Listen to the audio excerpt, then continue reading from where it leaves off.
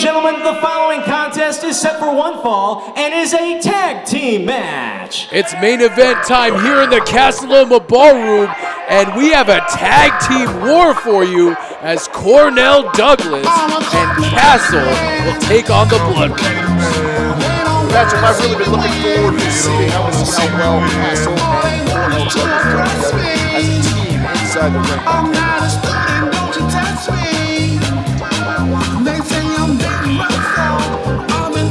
Introducing first, from Durham, North Carolina, the team of Castle and the Bull City Boss, Cornell Douglas. And although Cornell Douglas was unable to capture the NWL STL Championship and fell short in his match against Maverick, this man has still been on a roll. He says eventually that he will take over the NWL, him and his people. He says they're headed for greatness. Well, you absolutely cannot disagree with Cornell Douglas. One, because he'll punch you in the mouth if you do, but also this guy produces results. Anything Cornell Douglas he does or says, he backs it up. And he has done that since he's been here. He's always got a lot to say, and here he's got something more to say. Once again, it seems like every other time Cornell Douglas comes to St. Louis, he has a problem. Now, normally the problem would be with management, but today my problem is with all of you people. Now, you see, last time we was in the house, Cornell had a bunch of his own people scattered throughout the crowd. Oh, you boo. Oh, you gonna boo. But what you need to do is look inside your phones, catch your reflection, and blame yourself because of your actions last time we were here. You see, my people do not want to come back. You people treated them with the utmost disrespect. You people made them feel like they were outcast. You know exactly what I mean when I say you people. Cameraman, pan out there and look at the sea of white. From here on out, when you see somebody and they say they are down with Cornell Douglas, you, from this point forward, will treat them with the utmost respect, or from this point forward, you will get dealt with accordingly. Now, speaking of dealing with people accordingly, we got the Blood Brothers tonight. And with that being said, Blood Brothers, allow me and my man Castle to teach you what brotherhood is all about. And then we will leave you with this one phrase. And you remember it well. And I want you, right there, you to remember this too. Cornell Douglas is his brother's keeper. Some inflammatory statements by Cornell Douglas, but here comes a tag team who are looking to put an end to the reign of terror, if you will, of Cornell Douglas and Castle, and that's Davey Gibson and Matthew Grundy, the Blood Brothers. Certainly the issue with these guys and Cornell Douglas has become very personal. And their opponents from St. Louis, the team of Matthew Grundy and Davey Gibson, the Blood Brothers. It has become very personal, Christopher, because every time the Blood Brothers have their backs turned, it seems like Cornell Douglas and Castle are waiting there to put a knife in it, because that's the kind of guys Cornell Douglas and Castle are. They like to wait till people's backs are turned and then they jump them. I don't look at it that way at all, Miller. These guys know that they are in a war. They are fighting for something that they believe in, and that means there's no rules. They'll do anything to accomplish their goal. And the Blood Brothers, if you're too stupid to know that who you're in there with, then that's on them, not on Cornell Douglas. Cornell Douglas has been nothing but honest with his intentions and what he's going to do, and people better start believing him, or a lot more people are going to get hurt around him. And of course, Cornell Douglas is going to be looking to inflict some damage with that heart punch, and the bell is sounded, and we are underway, picking up where we left off last time here in the Casa Loma Ballroom. These guys do not like each other, and like I said, Cornell Douglas is going to be looking to land that heart punch, and the Blood Brothers are the much more experienced tag team out of these two teams, and they're looking to continue their winning ways here in the NWL. Both Cornell Douglas and Castle spilled to the outside as the Blood Brothers pull down that top rope. The Blood Brothers love to fly, and here they go here. Tope Suicidas in stereo for Cornell Douglas and Castle. Well, if the Blood Brothers are going to be successful at all in this match, they got to do things just like that. They got to use their speed. Both Castle and Cornell Douglas, huge, big, strong, tough guys. They're going to have to out-quick these guys and wear them out, because you can't just take the fight straight to them. You're going to lose that every time. As we've seen with Cornell Douglas's match against Maverick a week or two ago, you notice that Cornell Douglas, his domain is the outside of the ring. He inflicted so much damage and punishment on Maverick. Maverick barely made it to the championship round, and that was a hard left hand by his protege, Castle. These boys love to brawl, but don't take anything away from the Blood Brothers. The Blood Brothers can handle their own too in a brawl, because they are educated with their hands and their feet as well. You know, exactly. When I think of great brawlers, I think of a guy named Davey and a guy named Matty. Boy, they sure do sound like they're tough guys, don't they? I'm sure they're striking fear into the hearts of Castle and Cornell Douglas right now. Davey and Matty. Best friends. Well, with kicks like that, how could you not fear and respect the amount of punishment that the Blood Brothers can give out? Oh, drops the elbow from inside to out, almost a la Cactus Jack. We've seen Cornell Douglas do that before, just taking all that weight and driving an elbow to the outside of the ring to his prone opponent. Going for a cover here, only gets a 2 count. Well, if we've had any questions about how well Castle and Cornell Douglas are going to be working as a team, those seem to be answered, don't they? These guys are moving like they've been teaming together for years, and who knows, maybe they have. Driving a knee right into the forehead. Castle showing great ring awareness and athleticism there. You know, we've only seen Castle in the ring just a few times, but I can tell you one thing. For being a young guy, he has a ring presence and sort of a knowing about what's going on around him better than most guys, I think, that have a lot more experience than he does. I expect big things from Castle. And under the tutelage of somebody with the determination, if you will, of Cornell Douglas, Castle could be on his way up the singles rankings once he gets in singles competition here. Well, that's something I would definitely like to see. I would love to see a Castle Maverick match. I think that would be a fantastic matchup. Two big, tough guys punching it out. Davey Gibson in a whole lot of trouble.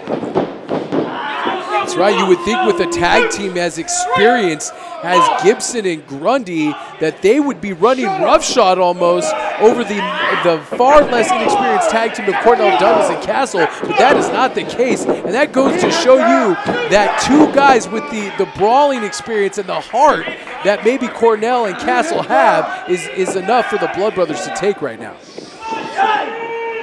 Cornell and Castle definitely have their mission on their mind, and who knows if you agree with it or not, but one thing is for certain, they believe in it, and they're going to do anything they can to accomplish their goals, and they've been doing a heck of a job. And here's a tag to Matthew Grundy with a flying hip attack, beautiful drop kick. Matthew Grundy is so fast, so athletic. You never know where this guy is going to come at you from. You're never safe when he's in the ring against you. Oh, 2 Pele kicks in a row. One for Cornell, one for Castle. And look, he is just flying all across the ring as Matthew Grundy. Walking the ropes there. Looked like he was going for almost a modified stunner. Did not get all of that. Now he gets all of it. He got all of it. Putting the cover on Castle. It's going to take a lot more to put someone like Castle down for the 3 count. But if anybody can do it, it is definitely Matthew Grundy. Now, if you notice, Matthew Grundy's got some tape around his ribs. Suffered a rib injury recently. You got to think that eventually, yeah, just like I said, eventually they're going to go to that injury. That's a bullseye definitely for somebody like Cornell Douglas and Castle. And yes, he was injured last time at the Scottish Rite Temple in an I-70 series matchup against one of the Royal Blood. And unfortunately came out on the losing end of that matchup and also came out with some rib injuries. And now they're starting to pick apart those ribs as he drives knees right into the solar plexus in the ribs of Matthew Grundy. There he goes, driving those knees into the spine, right between the shoulder blades.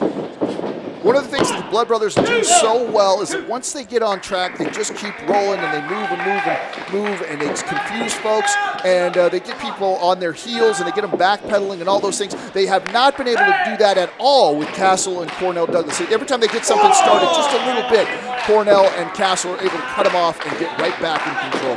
I'm very impressed right now. I think it's important to note that in tag team competition throughout the NWL, the Blood Brothers are undefeated. So it is going to be tough for Cornell Douglas and Castle to put away the undefeated Blood Brothers. Oh, driving that elbow right into the sternum.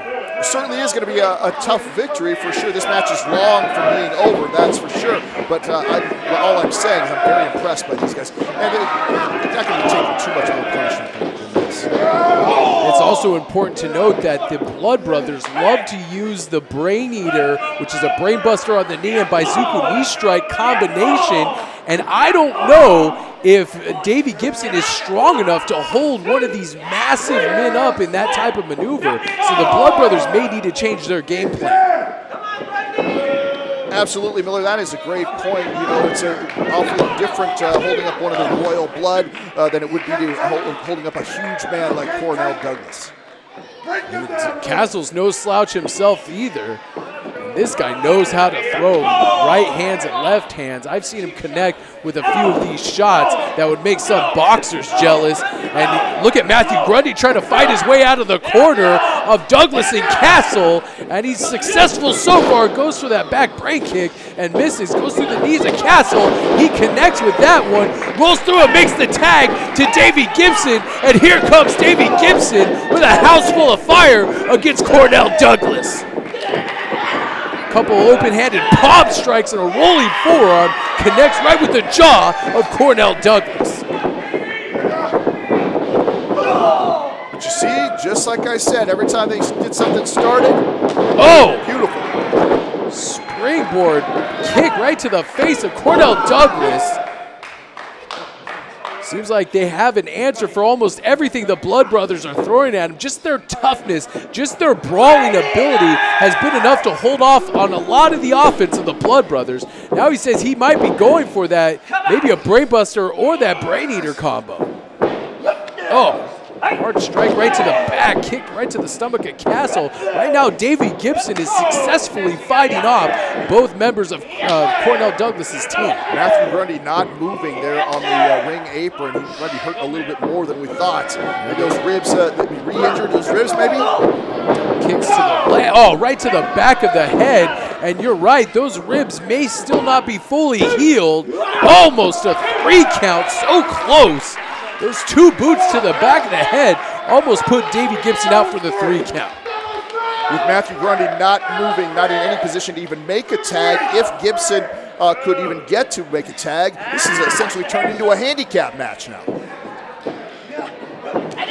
And a couple more of those palm strikes, trying to fight desperately. Shotgun drop kick sends Cornell Douglas back into the corner. Now Matthew Grundy is up asking for the tag. He gets the tag. I don't know if this is a smart move. What is he doing here? Maybe going for that Stardust, assisted Stardust combination. Drives him right into the center of the ring. Could the Blood Brothers pick up a victory too? No! We've seen those guys win so many matches with that move right there. Cornell Douglas barely for a 2 count on this one. Blood Brothers seem to be a little off track tonight, a little at a loss for what to do with this big Bull City boss, Cornell Douglas. Hard shots to the midsection. Look at those kicks. Look how hard those kicks are firing into the midsection of Cornell Douglas. Both men are hitting the ropes now, and both men taste a clothesline for the Bull City Boss. What is Cornell Douglas going for here? Oh, there's the hard punch. That's it. That's it. That could be it.